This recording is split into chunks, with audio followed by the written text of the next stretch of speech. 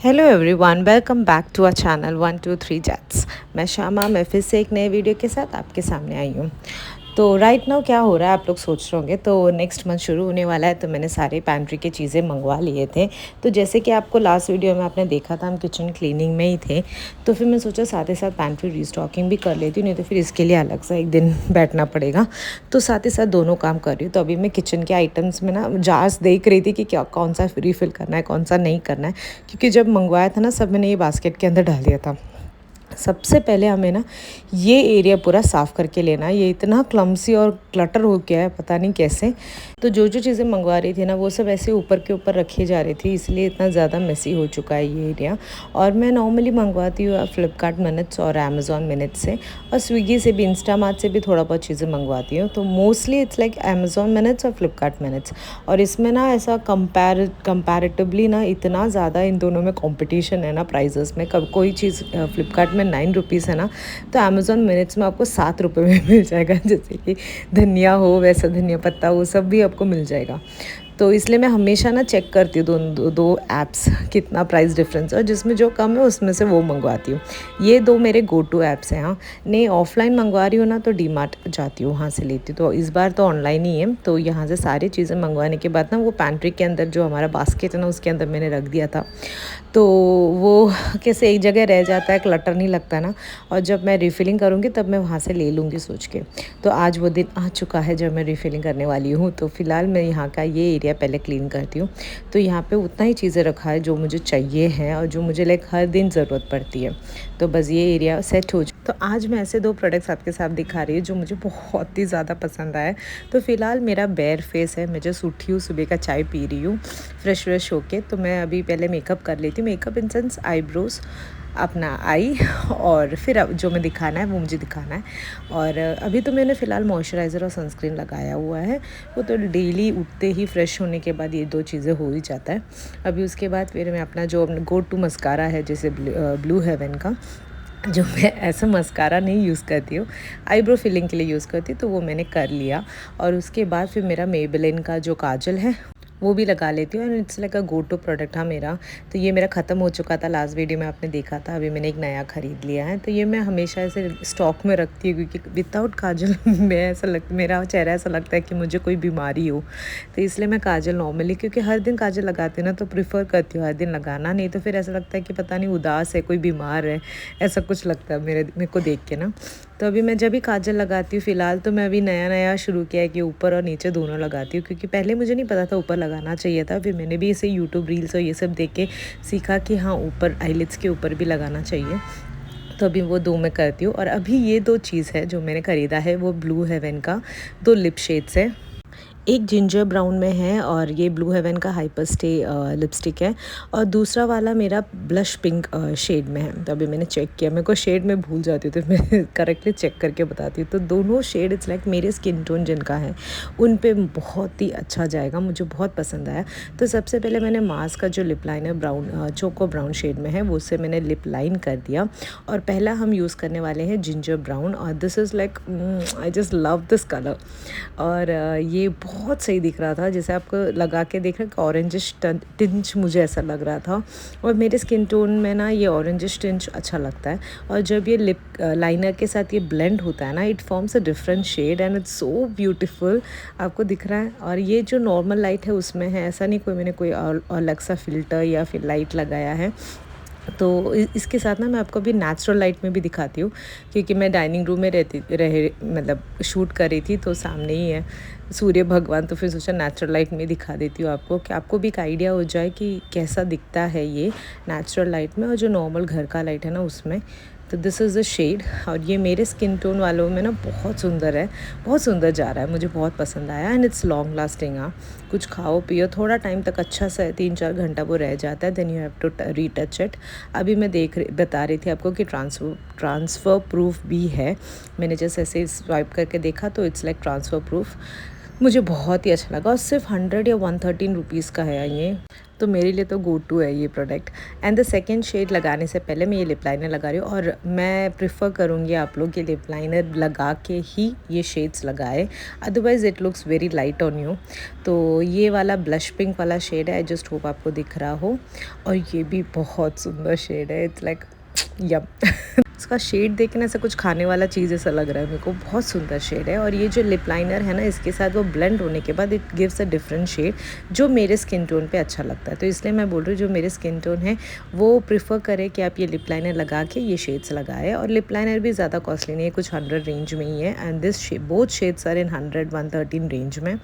और आपको दिख रहा है तो ब्यूटीफुल ब्लश पिंक कलर है, it gives a different look to your face ना, एक ग्लो दे देता है। और this is how it looks in natural light. तो मैंने दोनों तरीके से दिखाने की कोशिश की है। And there is no filter और नो एक्स्ट्रा लाइट्स या येलो लाइट्स, कुछ नहीं, जो नॉर्मल घर का लाइट है ना उसमें मैंने दिखाया है। अगर ये शेड्स पसंद है ना तो मैंने टैग कर दिया है प्रोडक्ट में। तो आप में से किसी को भी ये 2 शेड्स चाहिए है या कुछ भी जो भी प्रोडक्ट्स में दिखा रही हो कुछ चाहिए हो तो मैं टैग कर दूँगी। जो जो मुझे मिल जाएगा प्रोडक्ट्स टैगिंग के लिए तो वो मैं सब टैग कर दूँगी। अगर आपको कुछ और चाहिए हो तो बताना, मैं डिस्क्रिप्शन में लिंक भी छोड़ दूँगी।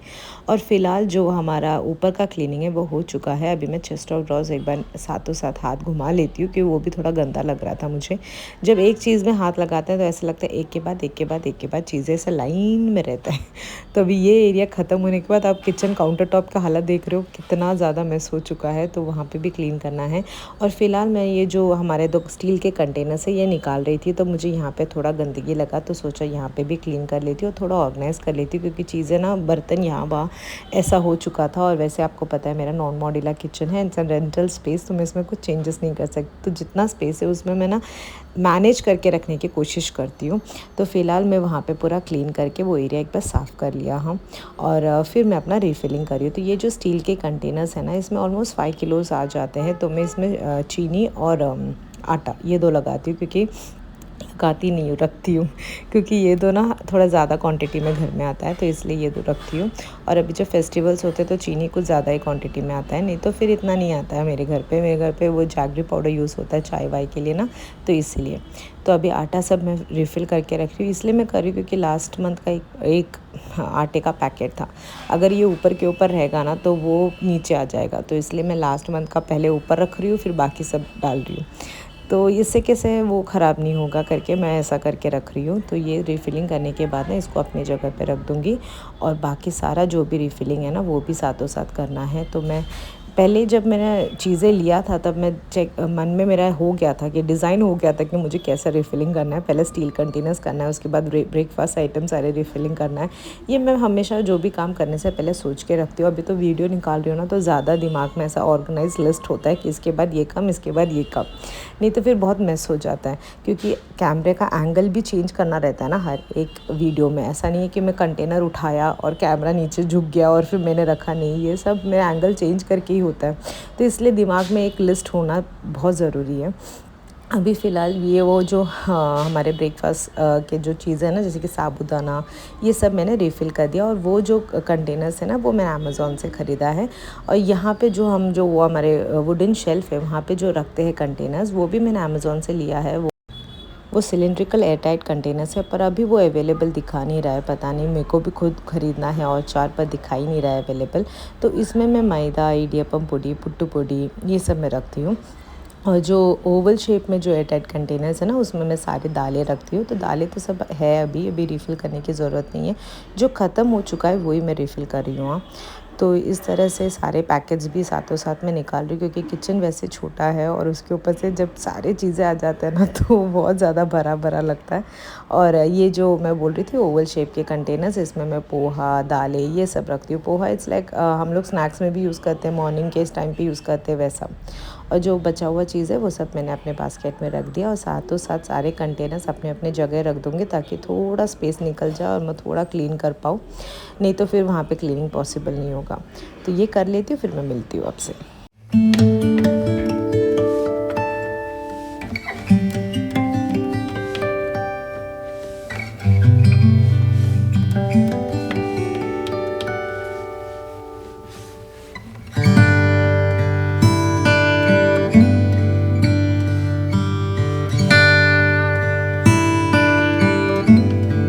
तो सारा रिफिलिंग होने के बाद ना मैं क्लीनिंग में लग गई थी। तो ये एरिया आपने तो देखा था लास्ट वीडियो में, मैंने क्लीन किया था अच्छे से, काउंटर टॉप रगड़ के साफ़ किया था। तो यहाँ पे ज़्यादा काम नहीं था, पर काम था जो गैस स्टव के पास वाला एरिया है ना, वहाँ पे पूरा डीप क्लीनिंग की बहुत ज़्यादा ज़रूरत थी। तो फ़िलहाल मैं सारी चीज़ें एक जगह पे रख के डीप क्लीनिंग करने के लिए स्पेस बना रही हूँ ताकि मैं वहाँ पे ना साबुन लगा के अच्छे से रगड़ पाऊँ, क्योंकि बहुत ज़्यादा ऑयली हो चुका है। अगर एक हफ़्ता भी हम हमारा जो डीप क्लीनिंग है नॉर्मल वाला किचन में वो ना करें ना, तो क्या हालत हो जाता है, जो घर में काम करते हैं उनको पता है। जैसे कि यहाँ पे चिमनी नहीं है, तो वीकली वंस मुझे ऐसा डीप क्लीनिंग करना ही पड़ता है। अगर नहीं किया तो बहुत ज़्यादा ग्रीसी हो जाता है। तो ये तो आफ्टर 3 वीक्स में कर रही हूँ। जब मैं बीमार थी ऑलमोस्ट 2 to 3 वीक्स मैंने कुछ नहीं किया था, तो उसके बाद फिर मैं आज हाथ लगा रही। तो आप सोच सकते हो कितना ज़्यादा ही ग्रीसी हो गया था ये एरिया, बिकॉज़ चिमनी नहीं है ना, तो ज़्यादा ही ग्रीसी हो जाता है। तो बहुत ज़्यादा मेहनत लगा। मैंने पहला साबुन लगा के रगड़ा, फिर थोड़ा 5-10 मिनट रखा उसको, उसके बाद फिर मैंने रगड़ के लिया। वो इतना मैं दिखाऊंगी तो आप बोर हो जाओगे, इसलिए मैं जल्दी जल्दी दिखा दिया। और ये जो रैक है ना, ये भी, इसमें सारे तेल के चीज़ें रहते हैं, तो ये भी ऐसा बहुत ग्रीसी हो गया था, क्योंकि ऑयल कंटेनर्स रहते हैं ना, इसीलिए। तो उसको भी अच्छे से साबुन से रगड़ के साफ़ कर दिया। और साइड में मैं एक साइड रैक रखती हूँ। ये 3 टायर वाला है। ये एक्चुअली उल्टा है, पर मैं इसको ऐसा रखती हूँ क्योंकि मुझे 3 टायर मिल जाए करके, वरना सिर्फ 2 टायर्स लगता है ना। देखो अब ऐसे देखो, ऐसे 2 टायर्स लगता है, ऐसा ही है शायद यही हो, फिर ये ऐसा रहता है, मुझे पता नहीं, मैं ऐसा रखती हूँ ताकि मुझे 3 टायर में मिले करके। और फिर यहाँ पे भी अच्छे से साफ़ करके ना वो सारी चीज़ें अपने अपनी जगह पे रख दिया। तो जो deep cleaning kitchen counter top का जो बचा था वो एरिया हमारा कंप्लीट हो गया। अभी गैस स्टव बचा है, वो अभी कभी नेक्स्ट वीडियो में करेंगे। आज उसके लिए टाइम नहीं है, क्योंकि मुझे इसके बाद ना फ़िश भी फ्राई करना है। और मैं सारी चीज़ें जो किचन काउंटर टॉप पे ऊपर जो नीचे रखने थे ना, वो सब मैं नीचे रख दिया है। और यहाँ पे भी एक बार साफ़ करके ले लूँगी, क्योंकि जब बोलते ना पाउडर सब्सटेंस यहाँ वहाँ डाला ना, तो वो उठता ही है यहाँ वहाँ। तो फिर सब अच्छे से निकाल के ना साफ़ कर दूँगी, ताकि दिल में एक सुकून रहे कि किचन पूरा साफ़ है करके। और इसके बाद फिर अभी हम ना किचन एक बार झाड़ू मार के भी ले लेंगे।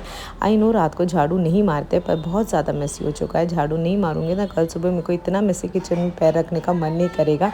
वैसे भी झाड़ू मार के घर के अंदर ही रखना है वैसे, और रात को कोई कूड़ा निकालने वाला नहीं आता, तो इसलिए फिर कोई इश्यू नहीं है। और झाड़ू मार के ना ये काम होने के बाद मुझे ना आप लोगों से एक चीज़ शेयर करना है। तो कल के वीडियो में मुझे किसी ने पूछा था कि आप यहाँ का जो ऑर्गेनाइजेशन है वो ज़रूर शेयर करेगा। तो ये जो आप मेजरिंग कप्स देख रहे हो या स्पून देख रहे हो, वो मैं ना एक कप ऑर्गेनाइज़र में ना डाल के रखा है। तो ये कप ऑर्गेनाइज़र के बारे में ही पूछा था। तो ये कप ऑर्गेनाइज़र ऐसे, ये जो रैक के ऊपर मैंने से हैंग करके रखा है, तो ये ऐसा वाला है। तो इसमें कप्स हम ऑर्गेनाइज़ कर सकते हैं। मेरे पास 2 हैं। और ये विंडो स्पेस यूटिलाइज़ करने के लिए वो 2 ऑर्गेनाइज़र मैंने वहाँ पे लगाया था। वो स्पाइस ऑर्गेनाइज़र है, तो उसके ऊपर मैंने ये कप ऑर्गेनाइज़ किया है, ताकि छोटा सा स्पेस है और फिर अच्छे से अरेंज भी हो जाए, मेरे को हाथ में मिले भी। और कैसे बोलते हैं, प्रैक्टिकली सेट है, ऑर्गेनाइज्ड है। नॉन मॉड्यूलर किचन्स में आपको प्रैक्टिकल मेथड्स यूज़ करना ही पड़ता है, या फिर ऑर्गेनाइज यूज़ करना ही पड़ता है उसको सेट करने के लिए। तो इस तरह से ये मैंने स्पाइस ऑर्गेनाइज़ किया है, और ये कप्स यहाँ पे ऑर्गेनाइज़ किया है। कोई पूछ रहा था, इसलिए मैंने ये डिटेल में शेयर किया है आपके साथ। और अभी लास्ट का एक काम है, वो सब अंडे सब रखना है। तो मैं नॉर्मली 30 वाला ट्रे खरीदती हूँ अंडों का, क्योंकि घर में अंडे बहुत यूज़ होते हैं। और इस तरह से एक मेरे पास एक ऑर्गेनाइज़र है, जिसके अंदर मैं अंडे ऑर्गेनाइज़ करके रखती हूँ। ये भी मैंने ऑनलाइन ही ख़रीदा था। अगर जिसका भी लिंक मिलेगा ना, मैं प्रोवाइड कर लूँगी। आई डोंट नो कितने का लिंक मिलता है, नहीं मिलेगा पता नहीं। और इस तरह से ये एरिया मैं ऑर्गेनाइज़ कर रही हूँ, थोड़ा यहाँ वहाँ करके। फाइनली मेरा किचन पूरा सेट हो चुका है। तो आज के लिए किचन का तो इतना ही है। अभी नेक्स्ट डे मॉर्निंग मैं आपसे मिलूँगी, जब मैं अपना बाकी सारे काम कर रही हूँ। तो ये मॉर्निंग में सबसे पहले मैंने वो वीडियो शूट किया था, जो मैंने लिपस्टिक्स का आपको शेयर किया था ना, वो, क्योंकि सब सो रहे थे ना, तो इसलिए। उसके बाद फिर मैं अपनी क्लीनिंग में आ गई हूँ। जो नॉर्मल मॉर्निंग का क्लीनिंग होता है वही कर रही हूँ। दैट इज़ सारे ब्लैंकेट्स को फोल्ड करके अपनी जगह पे रखना है और बेड सेट करना है। तो ये कर लेती हूँ, फिर मैं आपसे मिलती हूँ।